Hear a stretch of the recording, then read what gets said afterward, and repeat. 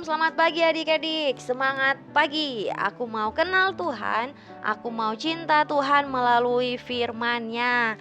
Nah, adik-adik bersyukur pagi hari ini Lausemela bisa kembali lagi bersama dengan adik-adik di dalam renungan harian Sekolah Minggu GKTB.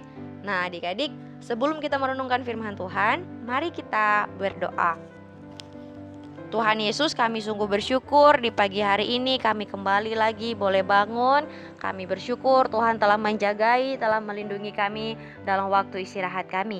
Dan Tuhan, kami akan merenungkan kebenaran firman-Mu.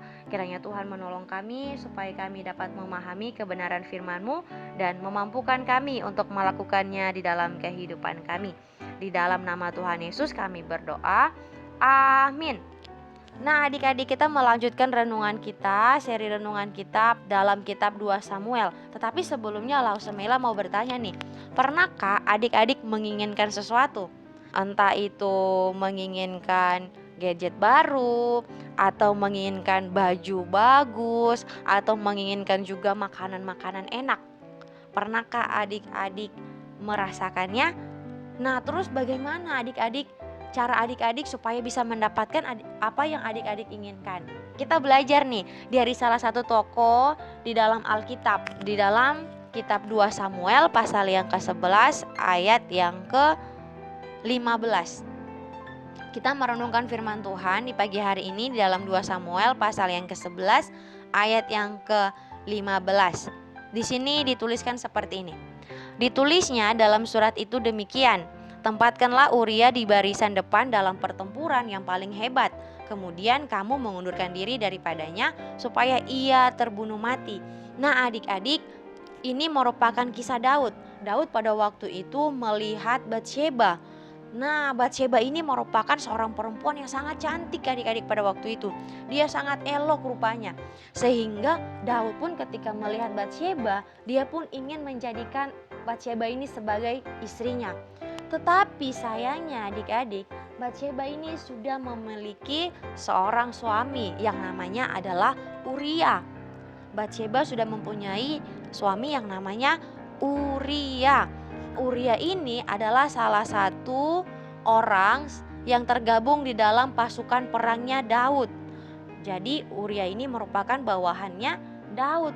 Ketika Daud mengetahui bahwa Uria adalah bawahannya, dia pun merencanakan supaya Uria ini bisa mati atau bisa meninggal di dalam medan pertempuran. Dan Daud bukan cuma sekedar merencanakan, tetapi dia juga melakukannya. Jadi dia menempatkan Uria ini di barisan paling depan dengan tujuan supaya Uria ini mati di medan pertempuran adik-adik. Dan akhirnya Daud pun bisa mendapatkan Batsheba.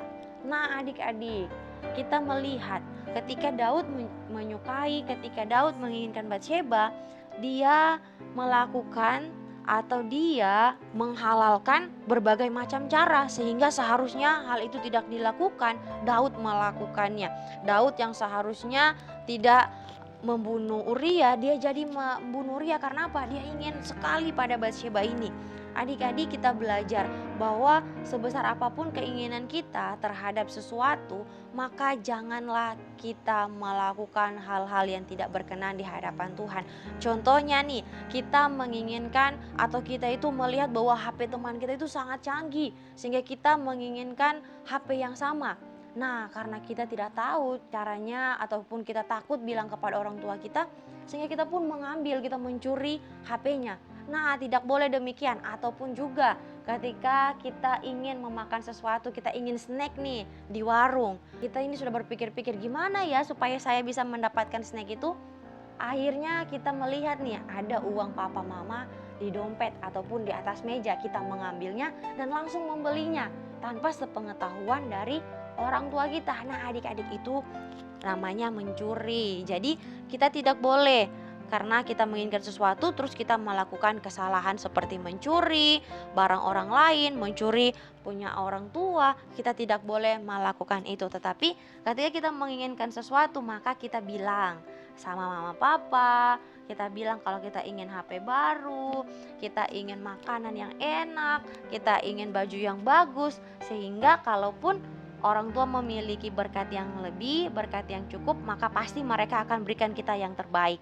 Untuk itu adik-adik, jangan sampai ketika kita menginginkan sesuatu kita mencuri milik orang lain. Amin untuk kebenaran firman Tuhan. Mari kita berdoa.